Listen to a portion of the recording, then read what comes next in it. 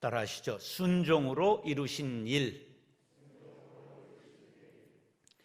오늘은 종료주일이며 고난주간의 시작입니다. 오늘 말씀을 순종이라는 주제로 말씀을 나누겠습니다. 순종은 순순히 복종한다, 그러한 뜻입니다. 순종이라는 낱말은 간단하지만 이루는 일은 대단히 어렵습니다. 존 비비어라고 하는 목사님이 순종이라는 책에서 99.9%의 순종은 하나님 보시기에 결코 순종이 아니다, 그렇게 말했어요. 순종이 결코 녹록한 주제가 아님을 말해주지요. 그러면 순종이라는 주제를 긴장하지 않을 수 없어요. 순종의 장애가 되는 요소가 뭘까? 불순종, 순종하지 않는 것이지요. 거역, 윗사람의 뜻이나 명령을 어겨 거스르는 것, 탓, 잘못된 것을 원망하는 짓, 핑계, 잘못된 일에 대해 다른 일의 탓으로 돌리는 변명. 순종에 반대되는 말로 불순종이 있고 좀 더 강한 뜻으로 거역이라는 말이 있죠. 그러면 왜 불순종하고 거역하는가? 명령을 내리는 사람보다 자기가 옳다고 생각하거나 자기가 크다고 생각하기 때문입니다.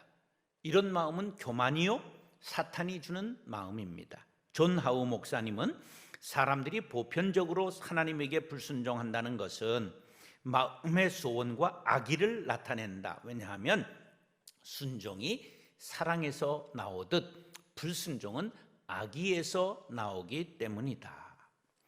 불순종은 악한 생각이 마음에 자리 잡고 있기 때문에 나오는 것입니다. 그런데 세상은 불순종하고 거역하는 것을 멋지게 생각하도록 가르칩니다. 가령 조직폭력배에 들어가거나 학교에서 일진에 들어가게 되면 우두머리들이 하나님의 법, 학교의 법, 국가의 법을 어기도록 가르칩니다.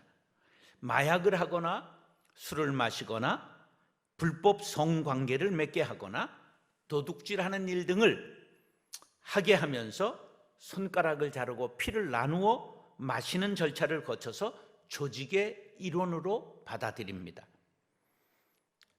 불순종과 거역 뒤에는 악한 세력이 있다는 것을 인정하지 않을 수가 없을 것입니다. 불순종과 거역의 한 단계 낮은 것으로 탓과 핑계를 생각해 봅시다. 순종하지 않는 사람에게 추궁하고 탓하고 핑계하는 말이 그냥 튀어나오죠. 그런데 이것은 아담의 유전자가 우리들에게 유전되어 있는 것을 생각해 봅니다. 선악과를 따먹은 아담에게 내가 너더러 먹지 말라 한 그 나무 열매를 네가 왜 먹었냐? 물으니까 창세기 3장 12절로 13절에 보면 아담이 이르되 하나님이 주셔서 나와 함께 있게 하신 여자 그가 그 나무 열매를 내게 주므로 내가 먹었나이다. 여호와 하나님이 여자에게 이르시되 내가 어찌하여 이렇게 하였느냐? 여자가 이르되 뱀이 나를 꿰므로 내가 먹었나이다. 자, 아담에게 물으니까 누구에게 핑계를 댔어요? 여자에게. 그러니까 여자에게 물으니까 누구에게 핑계를 댔어요? 뱀에게. 그런데 여기에 아담이 한 말을 성경을 곰곰이 보면 얼마나 악한 말인가를 알 수 있어요. 아담이 이르되 하나님이 주셔서 나와 함께 있게 하신 여자 그가 줘서 먹었다. 그럼 여자에게만 핑계를 댔어요? 하나님께 죄를 전가했어요? 하나님이 왜 그 여자 줬습니까? 이렇게 반문하는 거예요. 하나님이 주셔서 나와 함께 있게 하신 여자 핑계하고 있는 것이지요. 오히려 하나님을 원망하고 하나님 탓으로 돌리려는 악한 모습입니다. 사탄의 꾀에 넘어가면 이렇게 악에 물들게 되는 것이지요. 이런 첫째 아담의 범죄가 온 인류에게 유전되었습니다. 그 원인이 불순종이었다는 것을 알아야 합니다. 불순종의 모습은 무엇이고 대가는 어떻게 되느냐? 수치를 당하고 두려워 숨게 되고 책임을 전가하게 되는 것이지요. 이 불순종의 유전자를 끊고 새로운 인류를 만들기 위해 이 땅에 오신 분이 바로 예수님입니다. 그래서 예수님을 첫째 아담의 실패를 바로잡기 위해 오신 분이기 때문에 무슨 아담이라고 그러죠? 둘째 아담이라고 하는 것입니다. 둘째 아담으로 오신 예수님이 이 땅에 오셔서 하신 일이 무엇일까요? 누가복음 2장 51절 시작. 예수께서 함께 내려가사 나사렛에 이르러 순종하여 받드시더라. 그 어머니는 이 모든 말을 마음에 두니라. 예수님은 육신의 부모님께 뭘 했다고요? 순종하셨습니다. 뿐만 아니라 하늘 아버지의 뜻에 순종하셔서 인류를 구원하셨지요. 데이빗 왓슨 목사님은 예수는 우리에게 절대적인 순종을 기대한다. 그가 먼저 우리를 위하여 생명을 내놓으셨고 성령을 우리 마음에 두어 주님의 음성을 듣도록 만들었기 때문이다. 순종의 본을 보이신 예수님은 우리에게 뭘 기대하신다고요? 순종을 기대하십니다. 순종은 나약한 사람의 미덕이 아니라 경건한 사람의 미덕임을 기억하시기 바랍니다. 사랑하는 형제 자매 여러분, 고난주간을 지내면서 순종을 깊이 묵상하시기 바랍니다.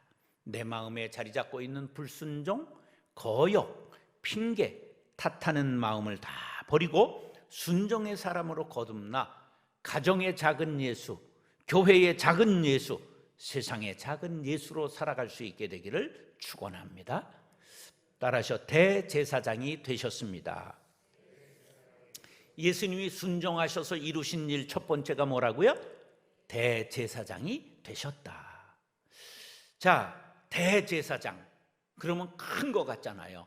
우리나라 사람들은 이 작은 땅덩어리에 태어났기 때문에 큰 콤플렉스가, 작은 콤플렉스가 큰 거로 나타나서 대한민국, 다리의 이름도 전부 대교, 그리고 술잔도 그냥 대포, 그래서 왕대포까지 이래서 그 왕대포집이 뭔가 거기에 핵이 숨겨져 있나 무서워서 북한이 못 쳐들어온다, 그런 전설이 다 있지요. 우리가 대제사장이 되셨다 그러면 예수님이 출세하셨다 그렇게 생각할 수 있을지 몰라요. 왜냐하면 대제사장이 대단한 직책이기 때문입니다. 제사장의 최고의 권위자고 하나님 앞에서 백성을 대표하고 제사에 관한 사항을 지휘했고 레위지파 아론이 최초의 대제사장으로 임명되었고 그의 후손 중에서 율법상 결격 사유가 없는 한 장자상속을 했습니다. 하는 일은 무엇이냐? 성소의 감독과 봉사와 회개를 했고 우림과 둠밈으로 하나님의 뜻을 구했고 대속죄일에는 지성소에 들어가 이스라엘 백성의 모든 죄에 대하여 1년에 한 번 속죄의식을 거행하고 공회, 사내들인 공회라고 70인 의회가 있었는데 거기에 의장이 돼서 종교상의 문제를 심의할 때 사회를 보았습니다. 대제사장은 왕도 함부로 할 수 없는 권위자였습니다. 그런데 예수님이 대제사장이 되었다는 것은 신분이 높아지신 것을 뜻할까요? 낮아지신 것을 뜻할까요?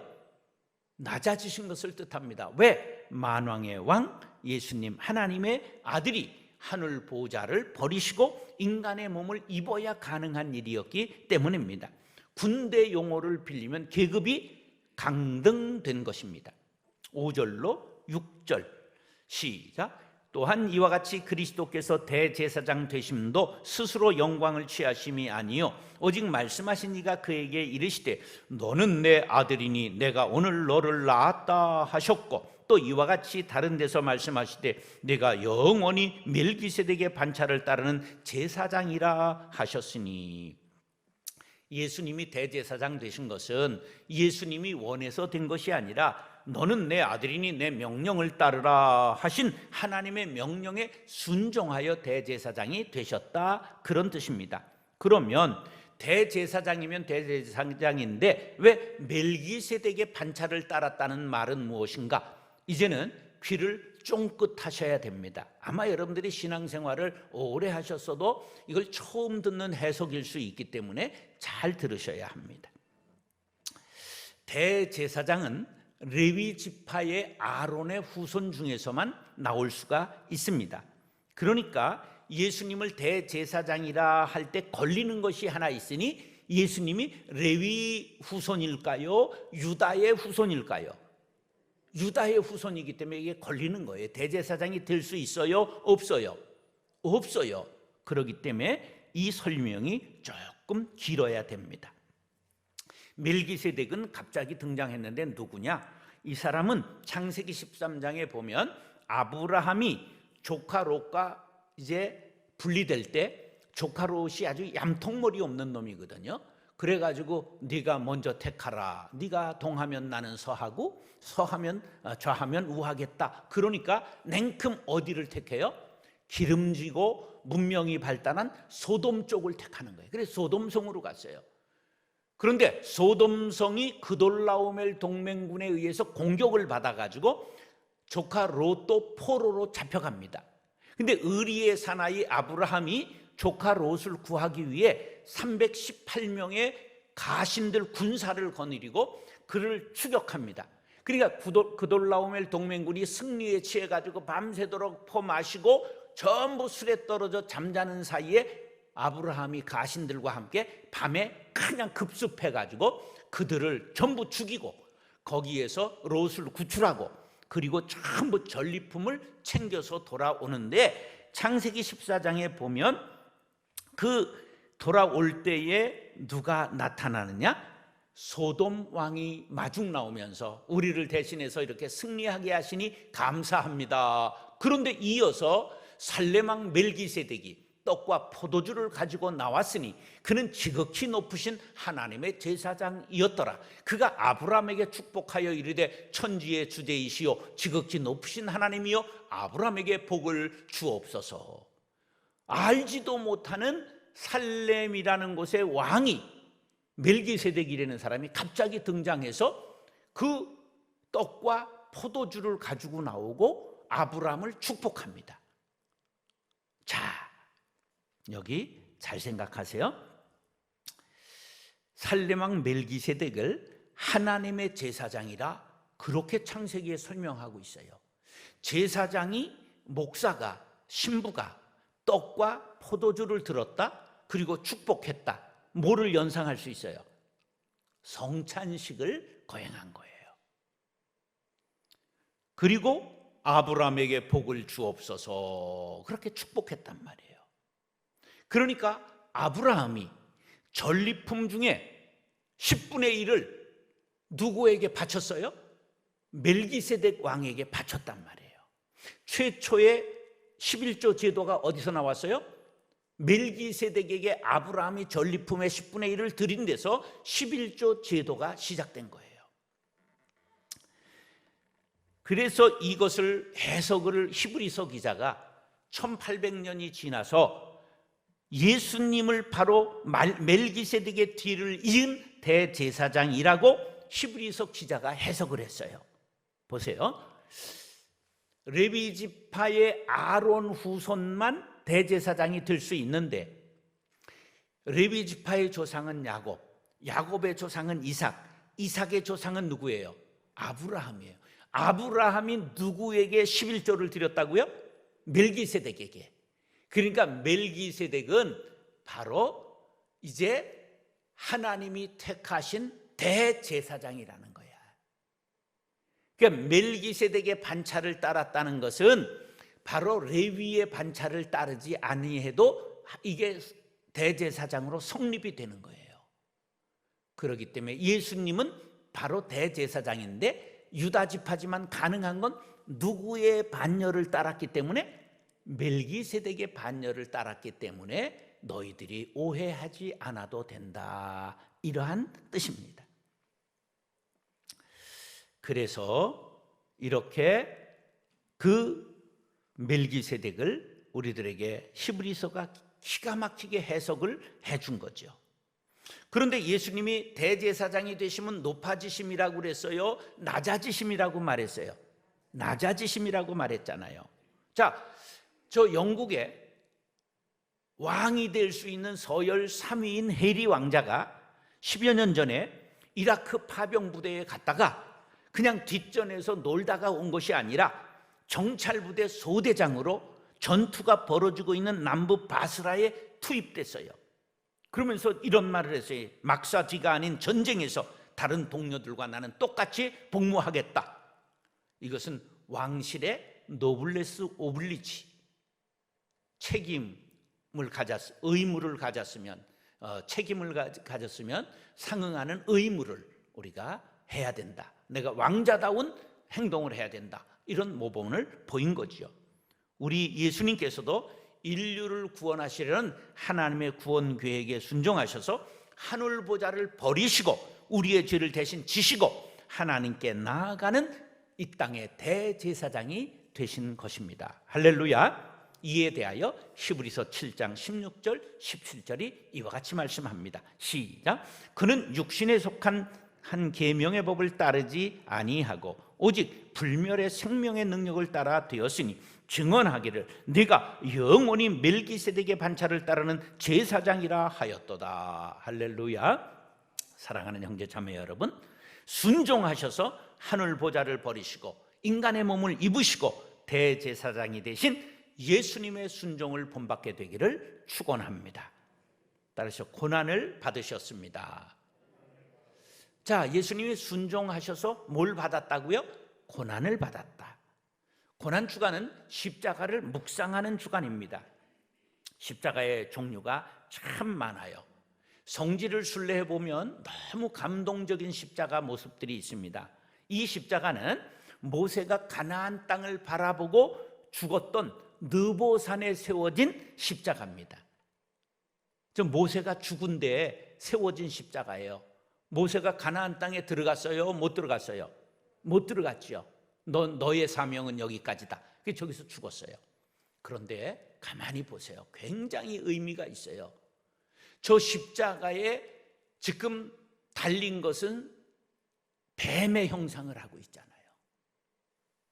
예수님이 십자가에 달리실 때 축복받아 십자가 달리셨어요? 온 인류의 저주를 받아 십자가에 달리셨어요? 온 인류의 저주를 짊어지시고 십자가를 받으셨어요. 그게 저주받은 동물인 뱀이 저기에 달린 거예요. 저주의 상징인 뱀.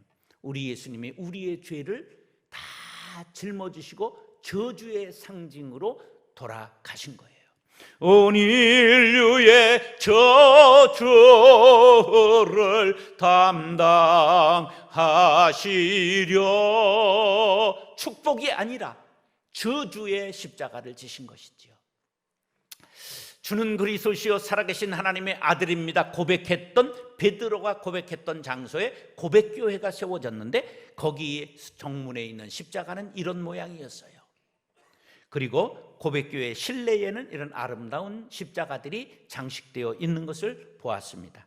또 예수님이 묻히셨던 자리에 세워진 성묘교회의 십자가입니다.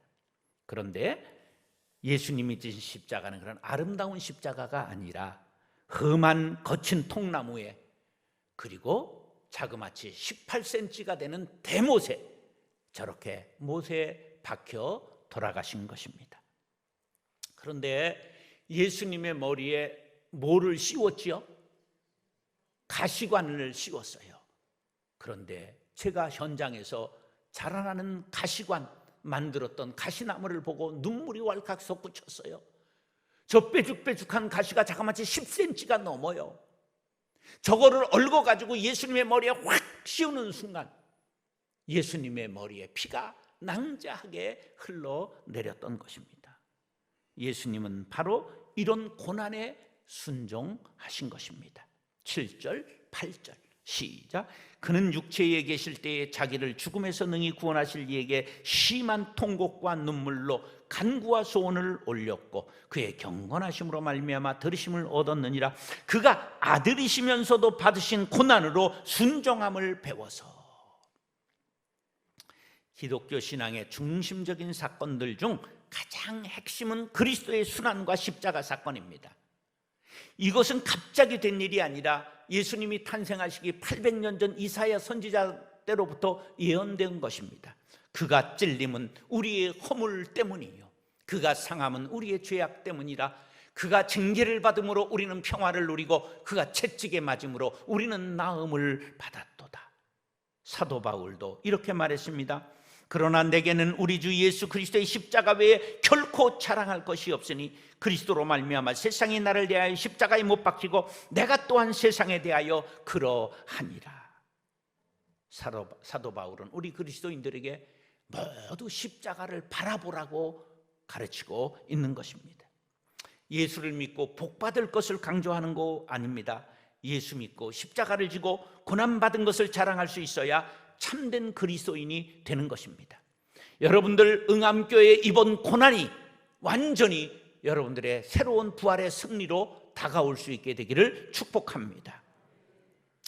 어느 목사님이 초등학교 1학년 막내 아들을 이제 학교에 1학년에 보내게 됐는데 어느 따뜻한 봄날 학교를 갔다 오더니 아이가 엉엉 울어서 달래면서 왜 그러냐 그랬더니 반장에 떨어졌다는 거예요. 그랬더니 부반장에 또 도전했는데 즉석에서 또 떨어졌어요.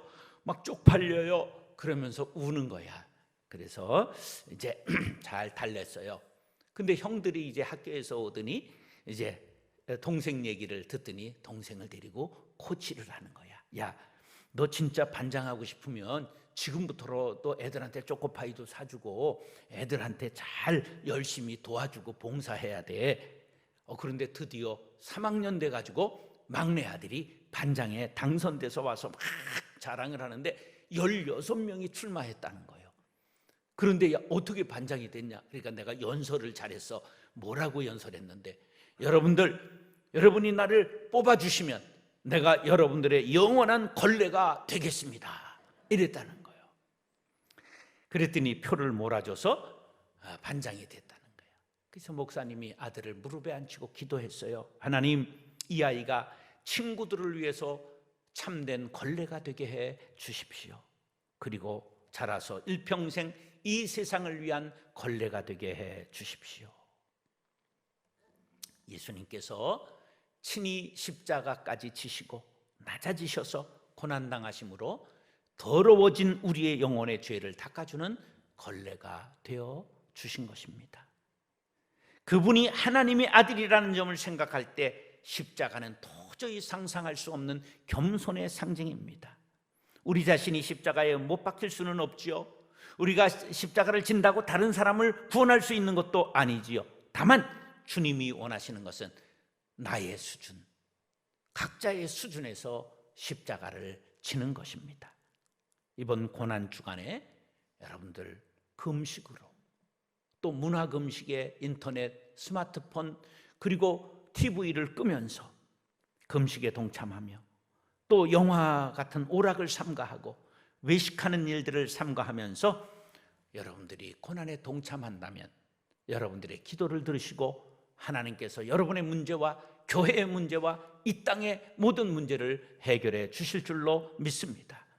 골로새서 1장 24절 시작. 나는 이제 너희를 위하여 받는 괴로움을 기뻐하고 그리스도의 남은 고난을 그의 몸된 교회를 위하여 내 육체에 채우노라. 사도 바울은 우리가 고난에 동참하는 것을 그리스도의 남은 고난을 채우는 것이라고 말씀했습니다. 우리 모두 그리스도의 남은 고난을 육체에 채우기 위해 고난 주간에 십자가 은혜를 묵상하며 더러워진 이 세상의 걸레가 되겠습니다. 다짐하는 시간이 될 수 있기를 예수님의 이름으로 축원합니다. 따르셔 구원의 근원이 되셨습니다. 예수님이 순종하심으로 우리의 구원을 이루셨다, 그런 말씀입니다. 예수님께서 하나님의 뜻에 순종하셔서 고난받으신 것은 십자가가 목적이 아니라 바로 영원한 구원의 근원이 되시기 위함이었습니다. 왜 잔인한 십자가 죽음을 통해서 인간을 구원하셔야만 했을까? 그것은 바로 하나님의 아들이 십자가라는 극한 고통 속에 죽게 하는 비참한 방식을 통해서라도 죄와 그 타락한 인간들을 얼마나 우리가 타락했고 죄가 깊었던가 하는 것을 깨닫게 하기 위함인 것입니다.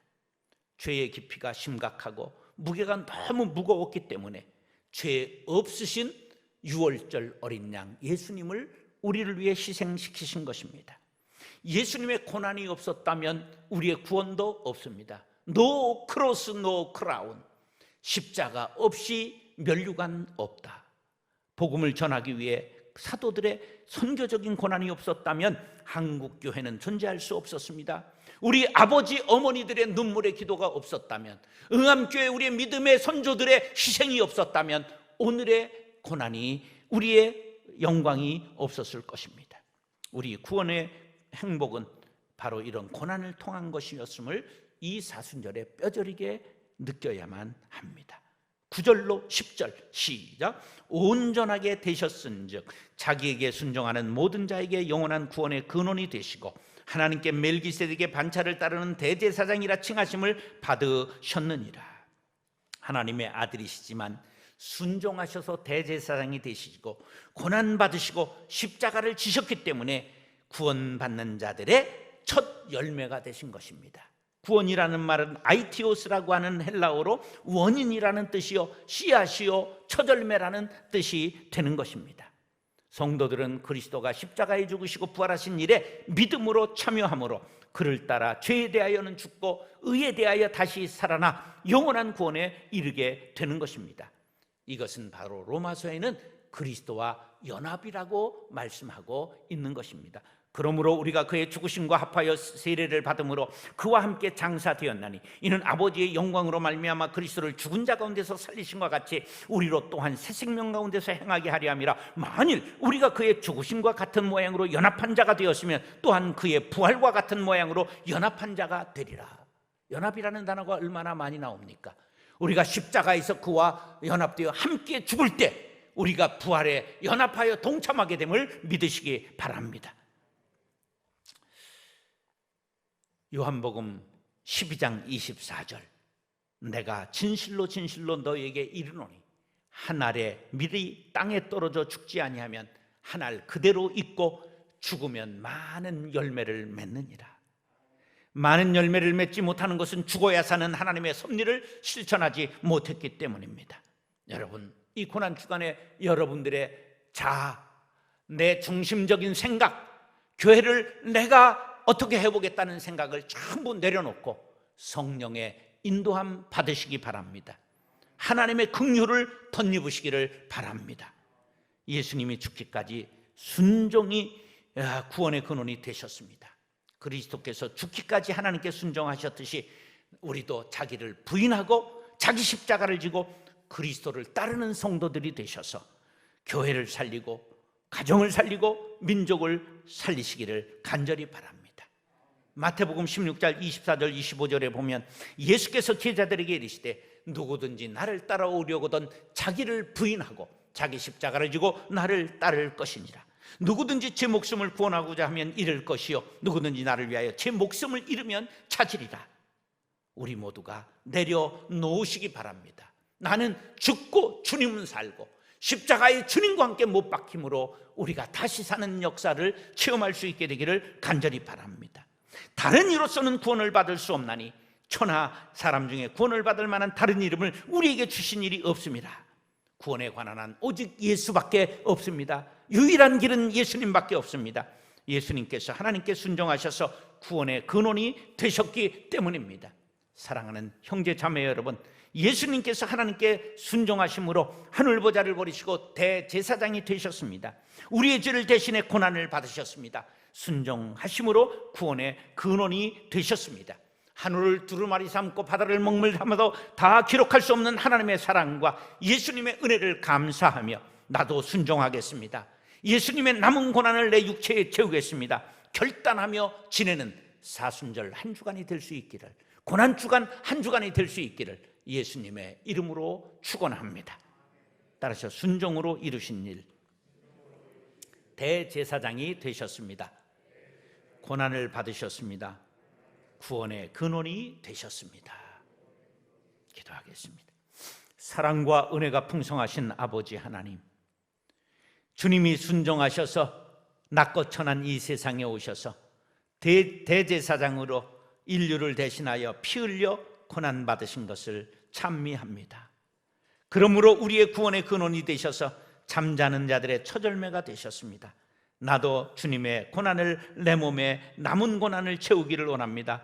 응암교회의 고난을 내 몸에 채우기를 원합니다. 함께 손잡고 함께 연합하여 기도하게 하셔서 가정의 문제, 자신의 문제, 교회의 문제를 해결함 받는 고난주간 되게 하여 주옵소서. 예수님의 이름으로 축복하며 기도드리옵나이다. 아멘.